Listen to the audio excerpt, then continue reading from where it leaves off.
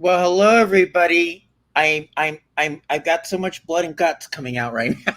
It's going good. How are you? Thank you all for being with us for What's Up Wrestling. Scott Fishman is with me tonight. So great to have you, Scott. Thank you so much for being here. I really appreciate it. I'm so glad. Maybe Fairman and Fishman is a new law firm or a name. Sounds good to me.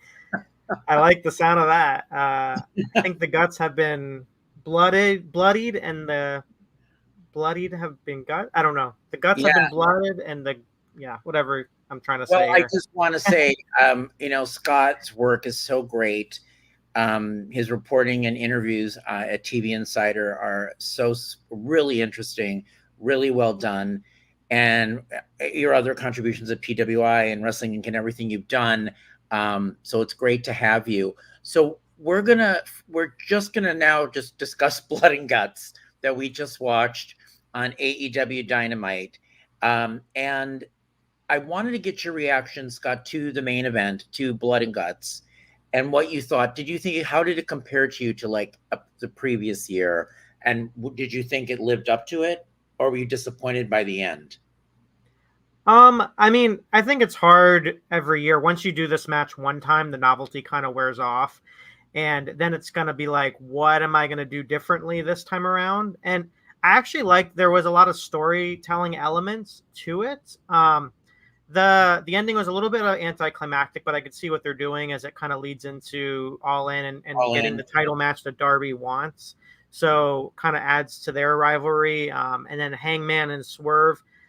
For me, it was interesting because that all that did for Blood and Guts, it got me excited for Swerve and Hangman. And the problem with that is we're getting Bryan Danielson versus Swerve. So I don't know. Yeah, It's kind I of mean that's conflicted kind of about that. wonky. Yeah, the thing with the Bryan Danielson swerve, it's kind of, to me, that is as exciting to me as what some of the others could have been. Like I now see where they're going with Osprey and MJF, which we'll talk about in a minute. But I was thinking, originally I was thinking it would be Swerve and Osprey at All In, Right. but we're not there yet, clearly. Um, what did you think about Hangman going berserk and the turn in his character? Because, you know, when he was on AEW originally, I was like, I really liked the good guy who had the belt. I was a big fan of that. Nobody else was apparently, but I liked it. And now he's kind of this crazed, insane, you know, school teacher gone mad. Yeah, I mean, I do remember him being like talking about being a teacher and loving what he does, and then that wholesome feel to it. And then over time, he got so corrupted, and I love it because Yeah. here's a guy that has been through everything, and injuries, and he's actually been used as a pawn. And it's almost like the Young Bucks don't see him like they see him. Oh, here's this dumb cowboy, and then he's kind of showing them, hey, Yeah. I'm smarter than I look here, or smarter than it looks here. And I like how he's kind of his own guy, because I mean I didn't really like him being a part of the faction again. I I like him didn't on his want that. own. Yeah. So I kind of like that they kind of left it a little open ended, where his motivation is to keep his job, sort of thing. But so I'm totally fine with the crazed cowboy right now. Prince Cowboy. Yeah, I mean, and I have a question for you. I was watching it really intently, and I don't know if it went to picture in picture. Where, when did Swerve and Hangman exit? I didn't see them leave. Like they weren't there. Yeah, it was a quick move, and it's always interesting when you see like a commercial like Shaq is on with Rodriguez about talking about a game show, and we're watching Swerve and Hangman back up into a ramp way. I think I know we're not talking about it, but it's just interesting to me, like this picture in picture thing. It's like at first I was like, okay, the action is going on, but it's almost like I'd rather kind of wait and let the suspense build during the commercial and make me like, oh my god, I want to see what's happening right now. And then they come back and they show the big replay and things like that. So I don't know what your thoughts are, but it could be a little distracting and kind of takes away from the match a little I bit. think it's become distracting and taking away from the match because in your head, as the audience watching at home, you're like, oh, it's picture in picture. I can go get a drink now. I can go up and go to the restroom. I can miss it. There's nothing of substance, right? Miss. Then I came back. I think I walked in and grabbed something like a water, and I came back and they're like, didn't they say everyone's gone? Like I heard them say they're not here. Like, and I'm like, what happened to them? And then all the tables were laid out. It's almost like I didn't see them putting the tables down. No, yeah. So it was like, when did that happen? Like I was There was a lot going. I mean, it's a lot to process. One thing, AEW does is sometimes to a fault is kind of does a lot at once. So your brain isn't like processing everything. And these guys are like busting their ass. They're, risking life and limb in this match. I feel like you got to let things breathe a little more. I mean, there's some spots maybe you kind of take out just so the big moments can really stick. Because then it kind of suspends disbelief here. Like these guys are like putting their bodies on the line and they're just getting like, they're kind of getting up after all these things, and it's right. And it was feeling like barrage, and none of it. Yeah, which I guess is the point of. I mean, that's what they give to these fans. If you're seeing a blood and guts match, I mean, that's what you're delivering. And if you're not a fan of this kind of match, you're not going to like this match. So it's just the matter. I mean, this is this is the fans that love this kind of match. This is what you get. It's not. We're the best pro wrestling here, best pro wrestling on the planet. It's it's a hardcore match, and that's what kind of they gave everyone. So, I mean, I think they delivered for the fans that really like this sort of thing. Yeah, I mean, I do too. The thing is, I was literally surprised when Blood and Guts over the last few years they've done it, that it was even allowed on television at this long. Like, it's a lot of brutality, depicted. So I was even surprised that they got away with it on TBS and all that. I didn't think they would ever. Because usually that's reserved for pay-per-view in the old days, right? I was thinking that too as I'm watching that. Like, how spoiled are we to watch this match so right now? Spoiled, exactly. And we complain. We still find reasons to complain about it too. Complaining about it. But what was the spot that you thought was what did you think was the biggest like spot or bump in the match that was like? Did you have a wow moment of any of it? Like, I just Anthony Bowens with the scissors, the hardcore scissoring, the visual from that I think was pretty crazy. And just the fact that the staples with Swerve. Like I'm just like in pain right now. Like I get a hangnail and I'm like in pain, and these guys are like getting stapled and getting the thumbtacks in the mouth with Max Caster. I love the visual. I mean, the visual of that, but then just thinking about it, I'm like, oh my god! Like, how far is almost too far at this point? Like, what are they gonna do next? Because once once the cans off the caps off the bottle, like, what do you do now? Kind of thing. Well, I was even surprised that Bowens, he took a lot of major bumps in this. Like, remember, he was down on the barbed wire, and then they sandwiched him in the barbed wire, and then he went through the table. I just don't remember seeing him do that much of that, which I was glad to see that he did it. I guess I was surprised that he would do that. Yeah, but for me, another highlight, Mark Briscoe. I think the last couple weeks in general, I just love how they're kind of leaning into these promos where he's just saying all these crazy things and just the way he's delivering it. I mean, I think the fans are really connecting to him, and those that weren't familiar with his work in Ring of Honor, I think, are really connecting with him. So that's kind of fun to see, and I love the tribute to Jay during the match, his brother, and just kind of carrying on the Briscoe name, and everyone knows how inspiring this story is after losing his brother, and being able to continue on and be successful as he is. And oh, by the way, there's actually a Ring of Honor pay-per-view this week that I'm not sure if a lot of people know about, but that's kind of its own discussion. But just to have him spotlighted in this match, I think was a lot of fun for people. I agree. I feel like backstage, and I don't know if it's Jen Pepperman or whatever the creative is, somebody knew that if they did this right with him and the way he talks and the kind of real, like the whole thing is like turning him loose a little bit, but it really works. And he's becoming very beloved. Now, yes. You know what I mean?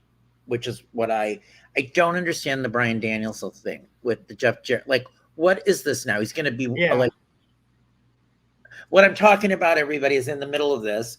We had Renee Paquette, Bryan Danielson, Jeff Jarrett comes and tells him, like, what was it? He was losing his mojo. Like, what was the pep talk?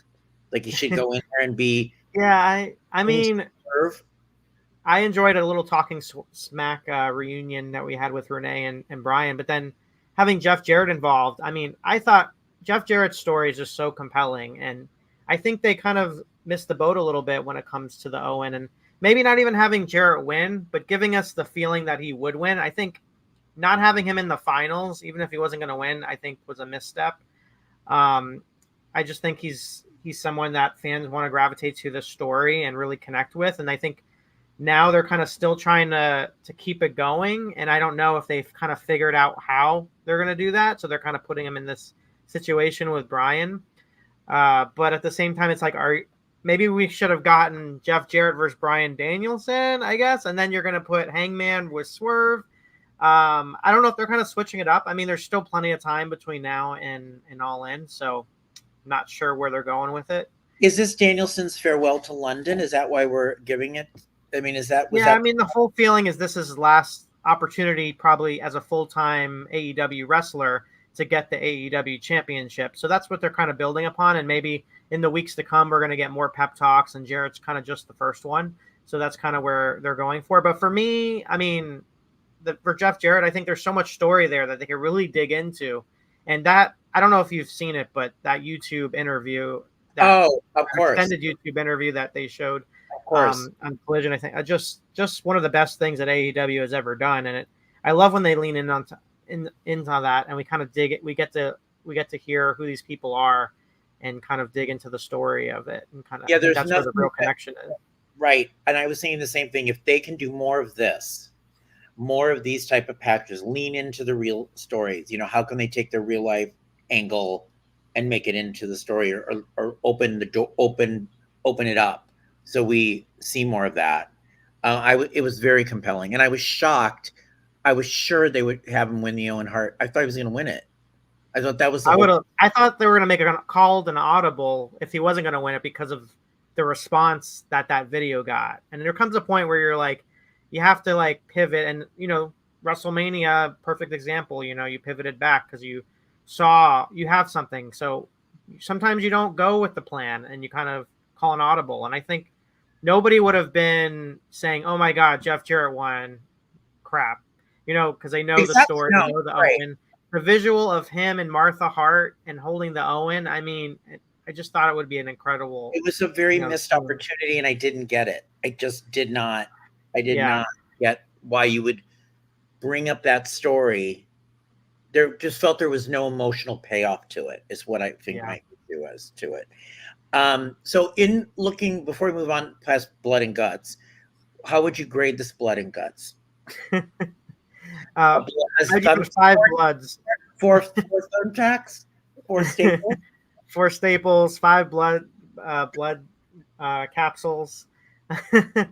I don't know. It's hard for me to. I mean, I was entertained by it. It was a fun match to hold my attention for as long as they had. The last 2 weeks, they've had hour plus long matches, and like you said, I think it's really indicative of the buy-in from the network, that they are giving them the freedom and the bandwidth to do this. And say what you want about AEW, but the company is, the network is happy with AEW, whether people want to admit it or not. I mean, I've talked to reps before for the network, and I know they're not going to say, "Oh, this is crap." This is, they're not going to badmouth, something that's on their network, but they don't have to go above and beyond in saying how happy they are with them. So, and that's happened to me in the past. So that's kind of, and this just tells me even forward that they're giving them additional valuable television time.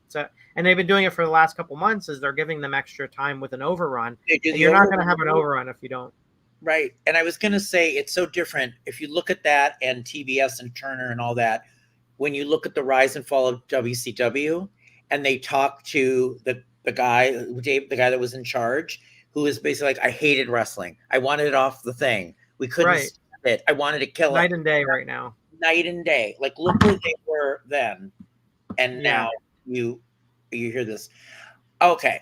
One of the things that drives me nuts on AEW that I wanted to ask your thoughts on are these squash matches, where you bring in a local from Nashville, like the woman that was there, and or whoever it is that night. And it's like, can't we get a decent match for them? Why are we doing these squash matches? It reminds me of the old days. I grew up in AWA territory in Wisconsin. And they used to have the television matches, and you'd have Joe Loser, who nobody's heard about, against the Crusher. So he beat him in a minute. You know, I was like, why are we doing that? Do you like that? I think if it's the right time. I think with Mariah May, though, I think it wasn't a bad thing. I mean, It was great to we're really set just getting to the point of Tony Storm. Yeah. Right. So I have no issues with that. You just don't want to have a bunch on your flagship show all at once. I mean, because of WCW Nitro, I think I give that the credit, because I think because of that, we're used to seeing nothing but, name matches after name matches after name matches, where before, like you had mentioned, you would have the enhancement talent matches, and it kind of built them up, and then it makes the other matches seem, more impactful, like more meaningful, when you're having, okay, this is two guys that I actually know, or two girls that I actually know. But I think on this night, where it's so pivotal that you're gonna have so many eyes, I don't know if it was the smartest thing to have like two enhancement kind of matches. It was the two that I didn't like.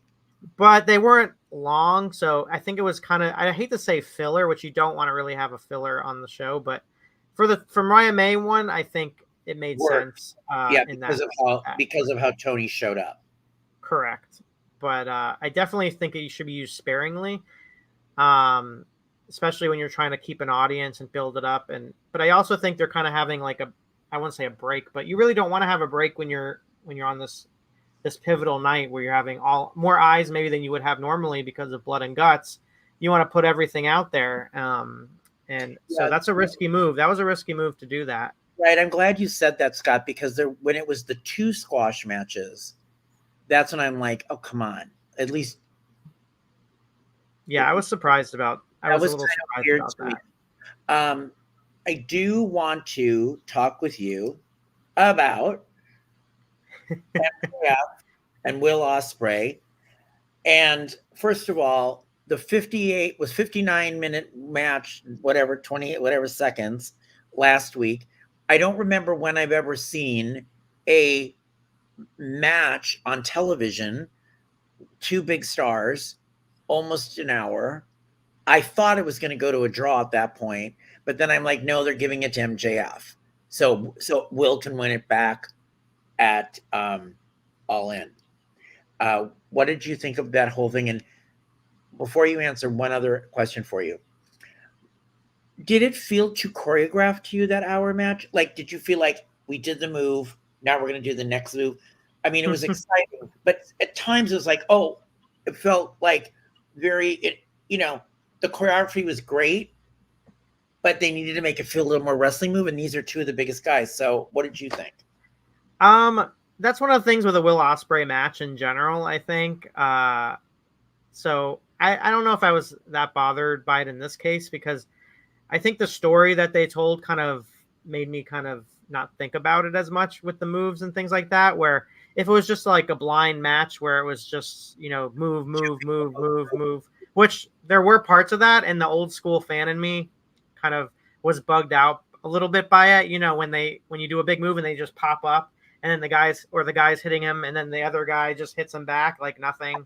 So that kind of takes me out of it a little bit. But I just was digging the story, but I can definitely see where you're coming from when it comes to that sort of thing. And I think that can be an issue in AEW in general sometimes. But it comes down to, I guess, experience. But these two are, two of the best right now. So I think it's just the nature of the beast when it comes to Ospreay and him showing his athletic ability, and MJF showing, what a worker he can be. So, but I don't know. I think it's hilarious though that, they're changing the championship, from the International Championship to the American Championship. And so Will Ospreay is now going to be fighting for that championship in Wembley. And I just think and then you look at the title itself, and it's like, it's this gaudy thing. And I know, and, we're in the political season. So the timing of this, and we had, Joe Biden on the other networks. I know, that's what I was thinking, Scott. So, same thing. The juxtaposition of everything is just hilarious to me. And I don't know. I think it was good planning by AEW's part to kind of have that going on at the same time. So well done on that in my opinion. But it's a good story that these two are telling. I think MJF is back in his element.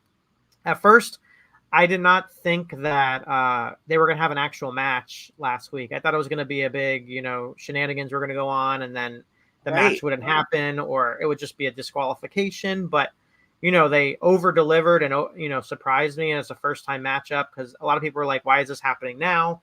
But I think given what happened, it made me want to see the rematch even more. So I knew that I knew that had to be the setup when it was going all the way to 60 minutes. The title was gonna change. It had to be. Will's got to get it back in London. Gotta be. I think. Yeah. I mean, that would really suck. I think Will Ospreay's the greatest wrestler right now. Period. I just think he's an amazing, athletic, unbelievable wrestler. I do. They've done a lot with Will. A lot of times, a lot of signings have kind of fallen by the wayside. We can make a lot of examples within AEW over the last year or two. But they've done everything right with him, in my opinion. They haven't rushed everything. It's been, it's been a slow climb, and in a sense, like they could have, they could have easily threw him in the AEW championship, won him the title against Swerve, and that would have been the end of it. But instead, it's the slow build, and I think it's going to be even better for him because of that. And I think he builds a lot with his personality and his story. I was really impressed. I've been really impressed with how he's been able to connect with the audience with, his promos, his backstage segments, the way he emotes, facial expressions, things like that. So yeah, he's really impressed me. One of the best signings they've had in recent memory, in my opinion. Well, I agree with you 100%. The one thing I want to say, I remember that he said, Will, in an interview or even on camera, he wasn't the greatest at doing promos in the ring. That was his weakness, he felt, he had said. And I feel he's gotten so much better since even when he started and was so great. CW McDonald says, AEW Blood and Guts, I'll bring this up. AEW Blood and Guts has the closed roof. I wish War Games had that. What do you think of that? Do you agree? Amen. I've been saying that for so long. Every time people are like, oh, that takes it away, that kind of limits things. I'm like, if you're going to have a war games and call it War Games, then you need to keep the roof, in my opinion, you need to keep the roof on it. I mean, and then people show me the spot with Brian Pillman and Sid where, he's power bombing him. And that's kind of like their explanation of why there shouldn't be. But, the point is the cage itself makes it special. And you're just going to have a cage match if you're just going to have people without a roof. Exactly. Yeah. That makes it look like not as intimidating. You're like, well, I can just crawl my way out. Exactly. Yeah. We have so much I want to talk to you about, but on MJF, I was watching him tonight in the ring, doing all the MJF greatest hits of how he talks, how he spits, how he does his thing, and cheerleaders were funny and all that. But are you feeling that we've seen this all before and it doesn't feel new after he was on such an amazing, he was like at the top? Or do you like it back to this? Or does it feel like a retread, or you don't care? No, I think this is the best MJF right now. Yeah. I think he's in his zone, and I think that's what makes him stand out. And he's our scumbag was all was great, and but he managed to turn it around. I think we were all surprised at how long it took for him to come back to this way, because I think a lot of people thought, with Adam Cole, it was going to happen so quickly. It was all these moments, and they teased it, and then it didn't happen, and the whole thing with Adam Cole happened, and then, we wouldn't see it again, and then, they brought it back. It was a little abrupt the way they did it, but, this is the best version of MJF is the one where he's, talking about, buried grandmas and pushing the envelope and making people hate him so much but love him at the same time. I mean, I'm all for it. I think, Yeah, I was gonna say, check this out. Did you see this? So this girl, Mia, from Little Rock, apparently beat up MJF in the crowd on Dynamite last week. Oh my God, they brought her on a show, on the talk show. Oh my God, that's amazing. On ABC 7 News in Little Rock, And then MJF says, "Glad you people think it's okay to give screen time to violent terrorists." And it's See, this that's little amazing. girl. That's amazing. I was like, "Oh, I can't wait to show this to Scott," because I didn't know if he saw this, but I was. No, I didn't see that. That's great. I They mean, need to sign her. this is what I love about MJF. Like, he loves to do. He's so smart with these tweets, or this stuff. But so she actually apparently hit him. Yeah, it And wasn't. Yeah, yeah. but So she. I'm still waiting on the reunion with Rosie O'Donnell. I mean, I don't know if AEW's ever tried to get Rosie on or got her to do I know something. I think we need to see this reunion. I just think there's so much money to be made there. So, what did you think of Mariah May? And do you feel that, obviously, do you think she's going to win the title in All In? I don't know, because now with Tony, the way, I feel like she's gotten so popular with the fans, So popular that they love her so much. And it's interesting because it's almost like she's kind of going through this transformation where she's in like a new decade, because people, the way she were talking about her look tonight, which I forgot what they said, it was compared to, I forgot which movie they mentioned. Tarantino movie. Oh, right. So I love that idea, and I'm curious to see how that plays into her like future promos and the presentation of everything. Like, is it still going to be in black and white, or are we going to see these like femme fatale like vignettes with her? And so I'm excited to see that. But the fans, here's one way AEW did listen to the fans, and they saw how popular she was getting. And then, a lot of people, this was a role reversal where people thought, Tony was going to turn on Mariah. And I think they were going to have Mariah as the baby face, I think was, well, at least that's what I was thinking. And then all of a sudden, the tables have turned, and we're seeing this incredible story play out. And you see the fans, they were just crazy for Tony tonight. So they're obviously doing something right here. Well, I want to say that I called this from the very beginning. I knew they were doing All About Eve, the classic story of the assistant taking over for the actress and wanting her like replacing her, which is the classic movie. And I remember the night that she bludgeoned her to death. Didn't they say something about All About Eve? They called it All About something. Yeah. And they were in the ring, and I was like, I knew from the very beginning that the way they were doing this was protege, star, wannabe, and it was exactly what I thought it was going to be. I was waiting for this to happen for months. I was like, why are they not doing it yet? And then I remembered, well, she's from England, right, Mariah? So Yeah, is she? Maybe they're waiting for her to be anointed. To All In, yeah.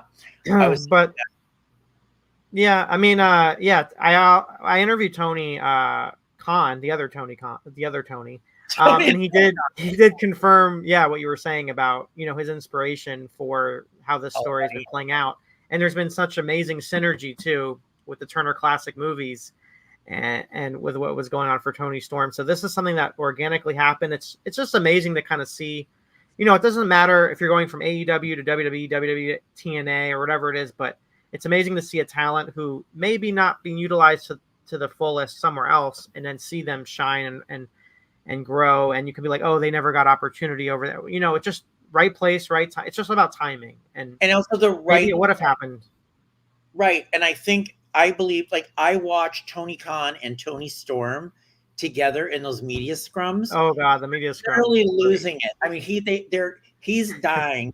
And I feel like he really enjoyed this whole thing. Like, they created it together, from what I understood. Did he tell you about that at all? Or no, we didn't really go into the weeds when it came to this story specifically, but I can definitely see a collaboration with the story being told. Because that just seems like how open he is in that sense. But for me, when it comes to this story, I just love the fact that the women are getting all these viable stories that we can dig into, where before it was like maybe one storyline. It would be over a championship, and then that would be it. But we've got Thunder Rosa and Deonna Purrazzo. We've got Britt Baker and Mercedes Moné, which we haven't talked about yet. Talk about that. We have Willow Nightingale and Chris Statlander. I mean, we're having, and all these are, people are getting behind them and they're connected with it, and there's actual storytelling being done. So having all, it's just exciting because before we one of the big things was like, okay, the women aren't getting the time, Yeah.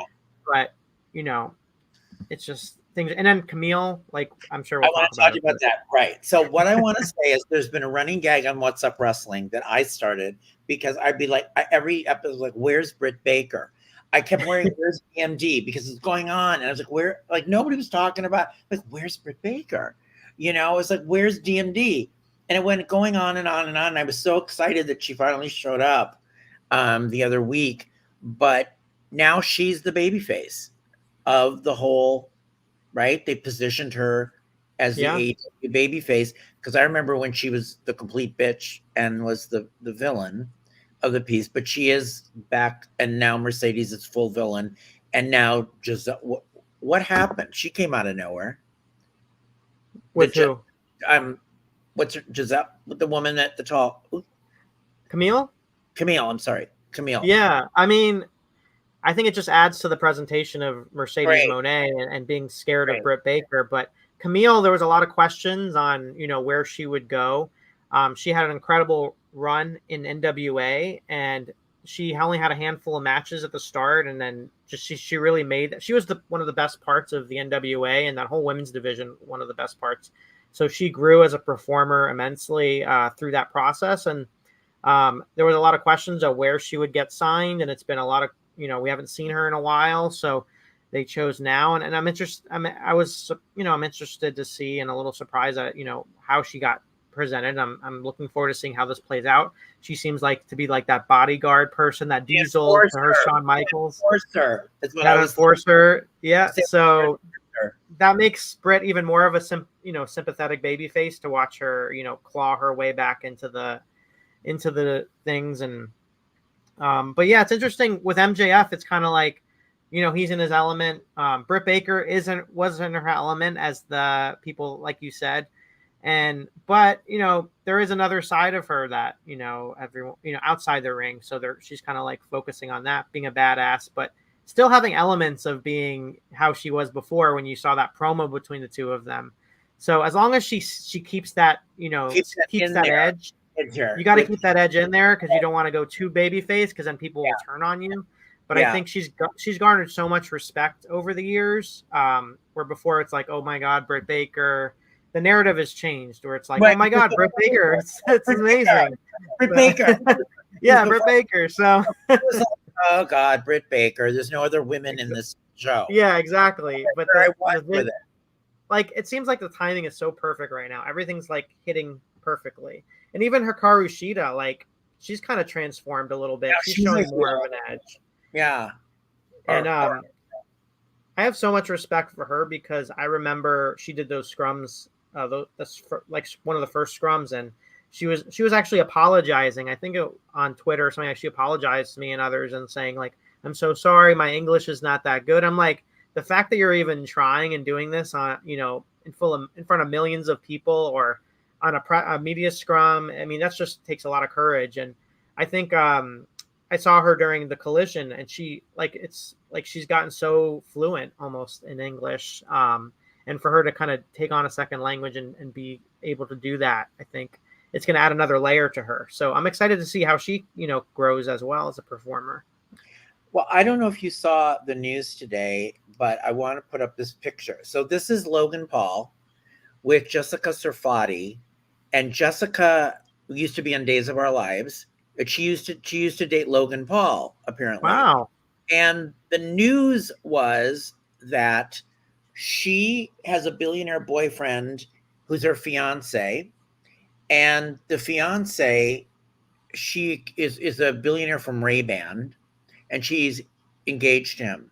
And she came out over the weekend and accused him of abusing her. And then she went, after she put it on social media, she said she bloodied her head, but there was no blood in the pictures, and he was standing in there, and Daily Mail and all, everybody had articles on this. Logan and the other men that she dated have said that this guy's abusive too. But apparently it was 2015 when Logan dated her. Wow. Yeah, And that's the first. I didn't have a chance to check that out. yeah, it's like a story on a lot of mainstream media today about this. But I thought, oh my God, she was with Logan. And Which you talked to her before? I have not talked to her. She is not on the show anymore. She Oh, came okay. on she was a villain. She stole a baby and switched babies and did all the thing, but she's off the show. But I just thought that was an interesting connection. Talking about the news, I want to get your take on this. Bobby Lashley, they're not leaving at WWE. Do you really think the Hurt Business would come to AEW? Well, I don't know. I mean, I think there was so much left in the tank when it came to the Hurt Business, and what they kind of were able to accomplish. MVP, he started out in South Florida. He was actually one of my first interviews, Oh, and so you're we go way kidding. back. Yeah, when I was just starting out as an intern, and he has such a captivating story that one day I know it's going to be an amazing book or TV show or all the above or movie, just about him going to prison and and then getting out and kind of making a life of himself, but and him becoming the veteran. But it's really unfortunate that they decided not to continue on with it, and it seemed like MVP really wanted it to happen again, and this creative regime was not all about it. And Bobby Lashley probably feels as strongly as MVP does, and of course Shelton Benjamin's out there. So I mean, I wouldn't be surprised if we have some sort of iteration of a Hurt Business, obviously not called the Hurt Business, but having this collection of athletes and personalities and all of them coming together. It's very hard to come by when you have, you can't just throw a bunch of people together and it just works. Like, it just has to work. It's lightning in a bottle. And I think, they had that with the Nation of Domination, and the Hurt Business was something special. And they were so successful. And then it's interesting, you see the Cedric Alexander on NXT right now, and he's been through everything, and now it's kind of seeing him come again, and him surviving and making it through. But what happens to Almost, I'm interested in, because they invested a lot of time and money and everything, and he actually is a really great personality. If you ever get to talk to him one day, he's I actually did. pretty entertaining, and they I never did. really capitalized on that. So Yeah, I mean, I did run into him in the hallway it was the day they were doing media day, and I think I came up to his leg, part of his yeah, leg, and I was like, "Oh my exactly. God, this guy is so big." Um, but Bobby Lashley, what I want to say is, there really isn't. I can't imagine him. Isn't his contract running out at the end of the week or something, in the beginning of August or something? Should be eminently, yeah, from what Yeah, they've been and saying I was thinking, online. like, what are they going to do with him? I mean, they're not going to push him with They had him everybody with else. the Street Profit. They had him with the Street Profits, Where are they? What and happened with that? B-Fab, and yeah, it's really interesting what's going on. But there's only so much television time, that they'd say. But Montez and Angelo kind of has gotten in really good shape, and he's kind of really broken out. But Montez has always been, for me, the guy that you could strap a rocket to him and watch what happens. Like, there's so many moments of flashes of brilliance that you've seen from him, and they've only scratched the surface with him. So I'm not sure what they're Keep preparing. Maybe hoping, there's talk of. I keep hoping they're going to give him a big singles push, Yeah, but yeah. it just hasn't happened. But I don't see how stacked WWE is right now. A really good place for Lashley, and I mean, he's not that great on the mic, right? He got a lot of better over the years. Not better. My question is, are we going to see Bobby Lashley and CJ Lana reunite? That was, you talk about soap operas. I don't know what you thought about that. That was, yeah, soapy. Speaking of, I was going to say, do you think CM Punk's wife is going to end up showing up in WWE, and do you think it's soon? Do you see her coming? AJ, I feel like it's just amazing though, and it's such a, yeah. I mean, and also read her autobiography if you haven't already. It's a really good read. But it's hard to say. It's never say never. They say in WWE. I mean, it's just amazing in such a small Great. amount of time. It's such a small amount of time how she made such an impact on the show and became such a featured part of the show and did all these things. But when you look in retrospect, how long was she really in WWE at a point? And it was not very long. So she kind of left people wanting more. And then you saw her in Wow Women of Wrestling, and she helped with creative. She was on commentary. And then a lot of people thought, okay, this is the spot where we're going to see her wrestle again. And, didn't happen. Now she's doing, she's acting, she's writing, she's producing, she's doing all these great things. And maybe she just wants to leave people wanting more and always wondering, if we're going to see it again. It's going to take something special. I mean, I just can imagine the pop if we ever see it at the Royal Rumble. But, there's a lot of people like Roxanne Perez that are really excited. Cora Jade, if she ever comes and helps this next generation.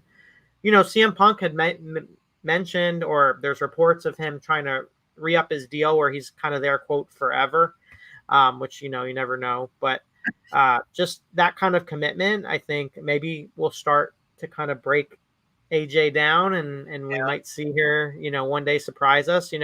Stranger things have happened. I mean, Sable came back after suing the WWE for all that time. Oh my God. I was going to say, Sable. I was going to say, could you see her coming in and coming in to save CM in a story? Can you see him something's happening? I would love to see her involved in that sense because the story of the bracelet and Drew McIntyre making it so personal, and same thing with Brandy Rhodes when she came out WrestleMania, and she didn't even have to do very much, just her being there and present and at the entrance. What a great part of that story that I really loved. I loved it. Loved it. Even if it's AJ coming out, but I think that would ruin the surprise. If you can only do a one-time return like that. It's got to happen. But do you want it to happen at SummerSlam when CM Punk's, in trouble, or when he's celebrating, or do you want it to happen at the Royal Rumble, or as a special challenge match, an open challenge, and then she comes out? So I'm kind of torn at that, but I think the general consensus is that you want to see AJ back in a WWE ring again. Yeah. All right. For me, it's more as a character than matches. So here we go. We got Look at Punk's hair. Punk has good, Punk has surprisingly good hair, I think. Punk has good hair. He looks really good. Seth's healthy. He looks healthy. Seth's clothes. and Drew. Okay, we knew this match was inevitable. I felt this was going to be the way it was going to go, with Seth being the special referee, and we had the big news that Punk was medically cleared, which is what they were waiting for to be able to trigger this match. So you obviously knew after Punk screwed up Seth's match and Drew's match that Seth would have a problem with CM anyways, with Punk, right? So he's going to make trouble for both of them in the match. Yeah, or work with Drew or help Drew. There's a lot of ways this can go. A lot of people are making comparisons to the 1997 SummerSlam with Bret Hart and The Undertaker and Shawn Michaels, accidentally hitting The Undertaker and then costing, and Bret wins his 5th championship, and that leads to Bad Blood. Bad Blood is coming back this year in October, so very similar scenario here. Yeah, so what's so great about this is it can go in any direction. You can have Drew win, and then they have a rematch. You can have Seth, and Punk, and then the winner faces Drew if he costs him the match. So there's a lot of interesting. I'm surprised they went this direction. A lot of people were thinking, and I myself included, that we were going to have a triple threat match with Rollins involved, which I wouldn't have been happy about, because you're building. If Punk is ready, you're building this match for so long. This is the money match. And you want to have something for Seth Rollins to do of substance. And, he's not really feuding with anyone at the moment, beyond these two. So, and they've been building with these three. So I don't have a problem with him being a referee. I think it adds a little. Oh, I loved it. And it's unpredictability. Right. And for me, my soap opera mind was going, when he screwed up, when that all went down at Money in the Bank, I knew Seth was going to end up being the referee. That's how this You was going to did. go. You did. Yeah. Okay. I need you to Yeah. tell me the lottery numbers then, because you're I pretty did. good. I knew in my head, this is what's going to happen. I did. It only made the most sense to me because he was so upset with Punk, right? Which Rollins already hates Punk anyways. So I thought that was what was going to happen. To me, that's probably one of the best matches now, SummerSlam. Yeah, I mean, if you got to have that, for me, that's the main event. I To mean, me, that's the don't main need to be a event. title on the line. It's one of the prime examples of when you have a story that's so good and there's no title on the line. I mean, you know a story is good if you can get people hooked like they have, and they've done such a masterful job of building this story even before they even got physical with each other, and they've done it through social media as well, and even McIntyre even throwing another cut, like when he brings up Colt Cabana on social media, Oh, and right. man, like the gloves are off here. Like it's awesome to have that creative freedom to kind of do it and go there and go all in. No pun intended, but it's just been so good between the shirts, the t-shirt sales too, like what they're selling with the t-shirts, and just every element, like every facet of this story has just been All right. so well done. Well, so you got these three guys, right? Like, who's your guy? Like, who do you think? Do you have a favorite? Do you have a favorite? Not who's going to win or anything, but who's your favorite of these three? Who do you have a penchant for? For me, I've always loved Seth Rollins when he was in the Shield and he broke out, but recently Drew McIntyre has been one of the most entertaining guys to watch. And there was a point where, he was kind of vanilla to me. Like, he was take it or leave it. And I love Drew. Like, I've interviewed Drew a number of times. There was a random night after TNA show where me and my friend, we actually had dinner with him at like a TGI Fridays when the Oh TNA my taping was gosh. going on.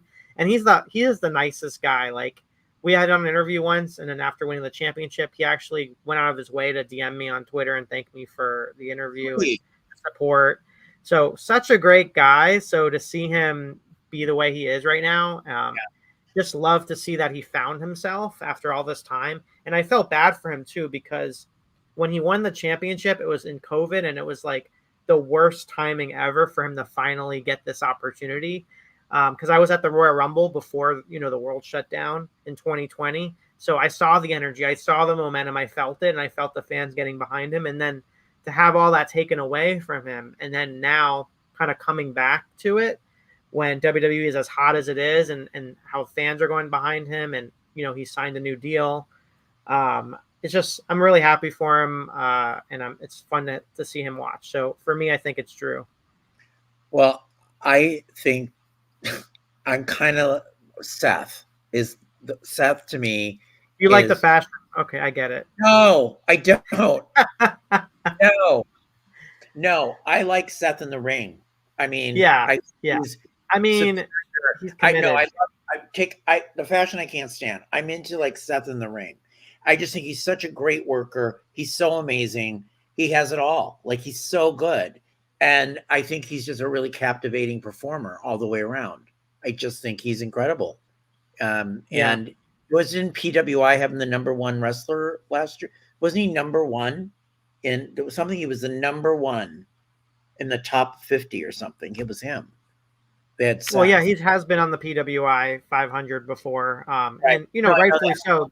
He's very dedicated. He has a dedicated mindset. He's, through it all, he's been one of the constants through all this unpredictability of the company, during a time where creatively it wasn't the best. And it was a hard time to watch some of the weeks where, scripts were changing on the fly, and, Lord Vince McMahon was doing his thing, and so he went through all of it. So is that your for GPS? me, yeah, sorry, I took my cap off this thing, but you got to give credit to Seth Rollins too. But just right now for me, Drew, like, Seth has always been great to me. Like, Drew right now is amazing. The whole story, the bitterness, how everything goes wrong.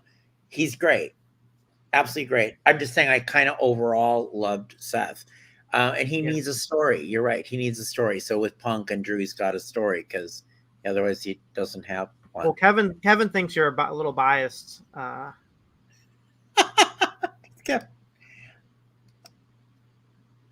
You do?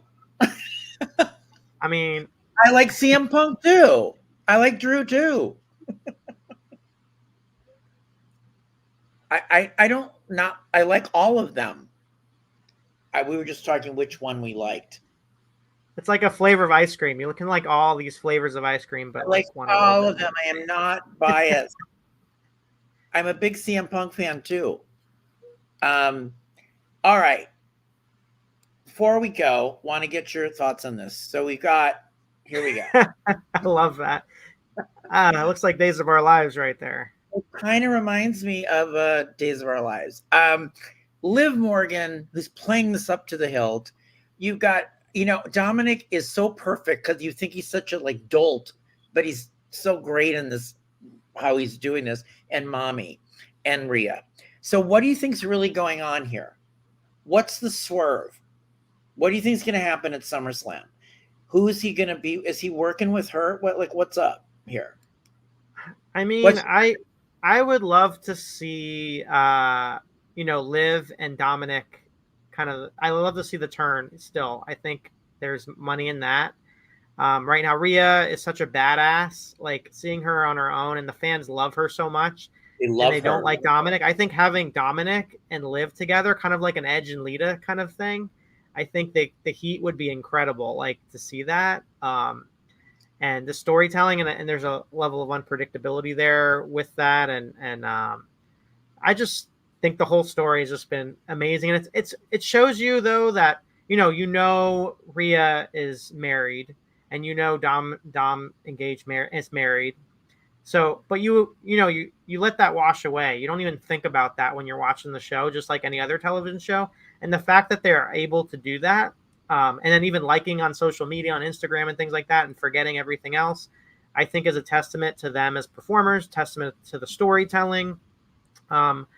And who would have thought, though, Dom is like one of the most entertaining guys on the show, and starting out with Ray's son, and just this guy was not going to last. And like, this guy is, nepotism and, everything like that. But man, has he really come a long way. And that whole mustache thing is the most ridiculous thing. The whole thing is brilliant. The little things that they're doing with that. And people would kill to get the heat that he does, like on the microphone and things like that. Can't even hear him. Right. And thing I just want to interject, when Liv turned around, she's like, what? Like the way she was crying was so overboard when she turned and they had the shot of her walking out of the arena. That was really funny too. It's like, she's great at playing this, it's all like amped up so much, like, that it's brilliant. I think it's a great story. And Liv too.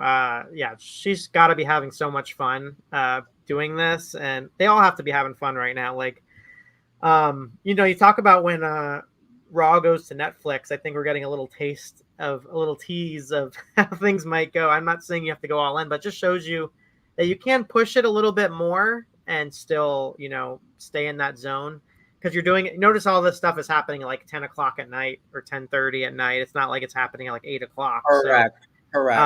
So I think they're walking that fine line, and just it's going to be really fun to kind of see how this story continues. And I think the way to do that is to link up Dominik with Liv. And then the question becomes, what happens to the Judgment Day? Did the Judgment Day just get tired of Rhea and Damian and leave them as alone and then kind of do their own thing? I mean, I'm not sure, but one of the things that I think we need to talk about that I've just been such a fan of, and it's kind of flew under the radar, is Carlito. His work, like, talk about maximizing your minutes and taking the ball and running. Like, you can easily just be like, oh my God, I got to do this. I got to do this quick little segment and then that's it. But every time he's on TV, it's entertaining. So it's really entertaining. It's like an MVP moment. He does a thing at the end, like everyone else is going and he's the last one. You see the Judgment Day and he does a whatever reaction on him. It's all that stuff that's great. I wanted to read you a quote before we go. This is what I wanted to read you. Yeah. Tell me, this is from Damian Priest in an interview. And this was about kicking out when he didn't kick out during the match with Seth. And remember, it got botched up. It was a 3 count. He didn't get out of it. The referee counted 2. And people have been really down on Damian because this has happened like one other time. He said, the idea that I forgot to kick out, that's not a thing. That's not a thing. We don't forget to kick out. 20 years in, and I'm pretty sure they're in some kind of muscle memory there. So me forgetting was not the case. There was nothing outside that was supposed to happen. It was a matter of there was a situation, but I'm okay. Everybody's fine. The story continues. And so I guess something happened to him. Maybe like, did he think he got concussed for a minute?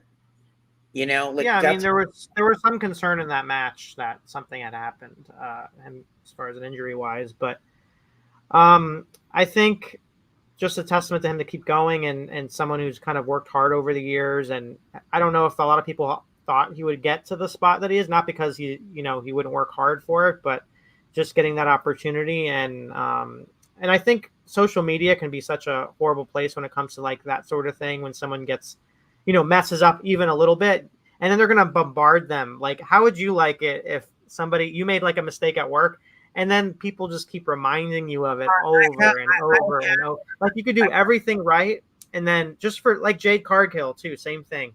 You could do everything right, and you have these great nights, and then just they'll just send you the videos consistently, peppering you, like.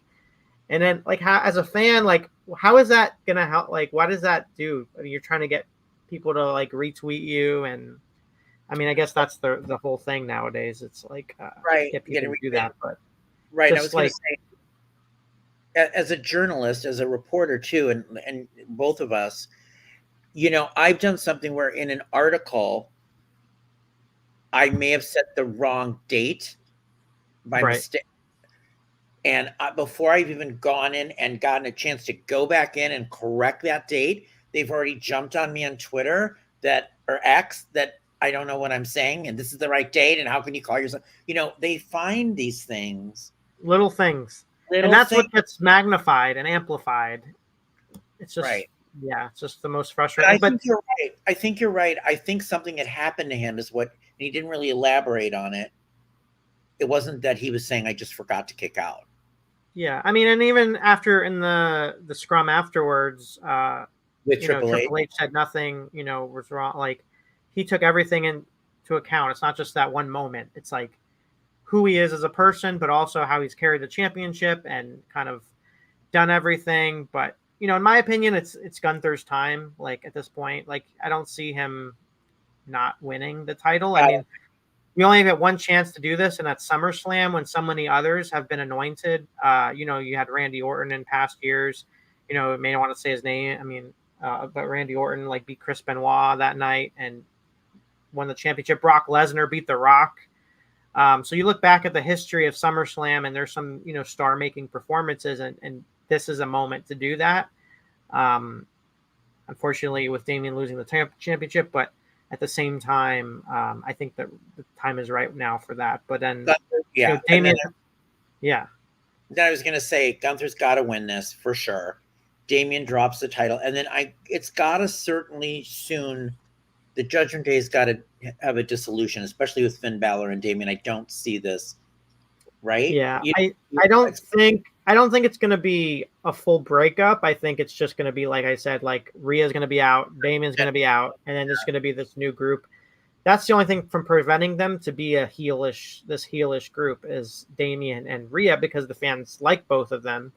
But I'd love to see Finn kind of break out, because I heard he just re-signed, but also he's kind of been this background player right now, and it's just like something in my memories came up where on my Facebook and things, where I was at an NXT show and I saw it was Samoa Joe versus Finn Balor, and it was like, speaking of SummerSlam, that was SummerSlam was another time where Finn was supposed to be the guy, and then he got injured the night after, or the night of, he's supposed to won a championship. So talk about bad luck, and recovering from that has just been consistently trying to recover from that, and him leading the Judgment Day, I think would be kind of a way to kind of bring him back to the forefront and having him and Damian kind of feuding.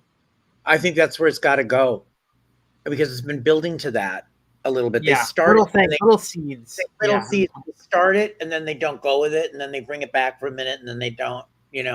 So Yeah. I think something's got to go down badly here for Damian. Judgment Day screws it up, or Gunther wins clean, whatever. But the end result of it is going to be trouble in that faction. I think it's time more. Yeah, no doubt. All right. I will let you go. I was just going to say, we didn't touch upon Cody and Solo as the main event, but how do you feel about that at SummerSlam? For me, the money match is Jacob Fatu versus Cody. Solo has not really done much to, like, I've always thought he was good, but in the spot he was in, I just don't think him at the forefront as a leader right now does it for me. There's just something about his presence and his aura that I'm just not feeling it. I can't put my finger on it, but I see it with Jacob Fatu. I know him from MLW and in the independents, and now that guy has a presence and that guy has an aura. He's amazing. Yeah. And an amazing wrestler. Yep. So that's the match that I think should have been on SummerSlam. I know it's right away, but when you have a guy that's hot and just brings something that's special, you want to take advantage of it. And but we'll see where it goes. I mean, there's nothing I'm excited about that match at all. Randy Orton turns on Cody at SummerSlam. I mean, I'd like to see, like, he's so Randy's just so popular right now. I think that would be a shocking move, but there is little subtle things with them sitting together and then the looks and getting hurt. Yeah, so something's up with that, and I actually thought that was going to be the match at SummerSlam. So I'm kind of surprised that they went with Solo first, or continuing with Solo. Maybe we're going to get that Survivor Series with Cody, but I think having him in Solo, I almost feel like it's like cooling off Cody a little bit, and I think he's getting a little bit detrimental. I thought it was detrimental. So I'm hoping that he can kind of just move past the bloodline right now at this point, because it's doing him a lot of damage, in my opinion. So the sooner that can happen, then the sooner that and it looks like Joseph doesn't want to see the Orton Cody turn. Yeah, Orton is like very beloved right now, so it kind of would be hard. It's going to be hard. I don't know, guys, but I keep seeing. I don't want to see it either, but I keep seeing those looks and him getting hurt because of Cody coming to the rescue, and they keep talking about Cody. Keeps talking about, he was my guy, and there's just history there that I could see a turn. Okay. Here's the other question: Reigns back at Slam. What are you saying? Yes or no? I definitely can see it happening, especially with Solo in the main event, or one of the main events against Cody. But at the same time, Survivor Series is also coming up, so I could see, a Bloodline Civil War kind of match. But I don't know. I just feel like it's too soon for it to happen. But I think it's got to be for War Games, right? They got to have the old faction and the Bloodline against Bloodline. Yeah, I think that's what it is. But maybe he comes back at Survivor Series, like maybe give it a little bit more time, and then he comes back at Survivor Series, but maybe that's something that they want to advertise more to be like a surprise. But I'd like to see it happen at Survivor Series. I think for SummerSlam, I just feel like you have Drew versus Punk, and that's kind of like the money match to me, and having that additional thing I don't think is needed.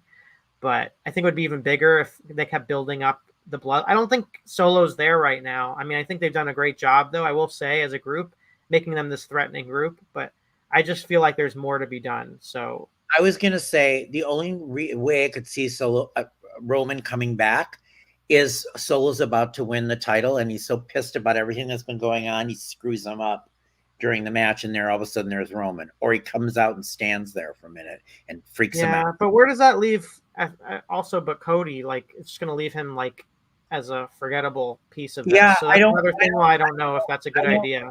Right, and I don't like Solo Cody for Cody either. I think it's kind of diminishing his championship run, like you're saying. I didn't really think that was a big enough name for SummerSlam. Yeah. I agree. I don't know. There's something that doesn't excite me about this match. I agree. But maybe we're all being stupid and there's something. I mean, I give Solo all the credit in the world, though. Starting from I'm not a big NXT Solo and getting thrown in the fan. deep end, and the way Sorry. he's done that, good for him. But yeah, what about Jey Uso though? Where is Jey Uso in this SummerSlam card? Like, he's like the hottest one going right now, and so where are they going to put him? That's the question. I don't get it. Are they going to make him the official host of SummerSlam or something like that? Or I know they like to do that. I mean, we've got a week. It's like he's not going. He's kind of stuck in. You know what I mean? Kind of like he's not. And that you got to strike while the iron's hot here. Like the fans are behind him. He creates this energy about him, and got to give him those opportunities, or you have lightning in a bottle here. We don't. I'm not offended, Joseph. Who are you? You disagree? What? That Roman is coming back?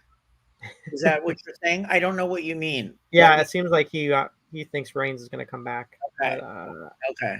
At SummerSlam. Well, everybody, thank you so much for being with us tonight. Scott, this was amazing. Thank you so much for being with us. So another surprise, Jimmy Uso's coming back. Okay. That's true. Yeah, I can see that. Yep, we can see Jimmy coming back. The reunion between the two of them. Yeah. Yep, I can see that too. Oh, he thinks he's going to have a storyline with him. Yes, I definitely think that. Yes, I agree. I do agree with that. They're going to get back together. Survivor Series, maybe. And go for the tag title, that kind of thing. I see them getting back together and burying the hatchet. And they reunite with Roman. Unfortunately, you guys don't know what the news is. Okay. Well, you told us. Okay. All right, Scott. Thank you, everybody, for watching What's Up Wrestling. Look for the upcoming next episode. Have a great night, everybody. And thank you, Scott. We'll see you soon. Yeah. SummerSlam's coming up. SummerSlam. Here we go. Okay. Thanks.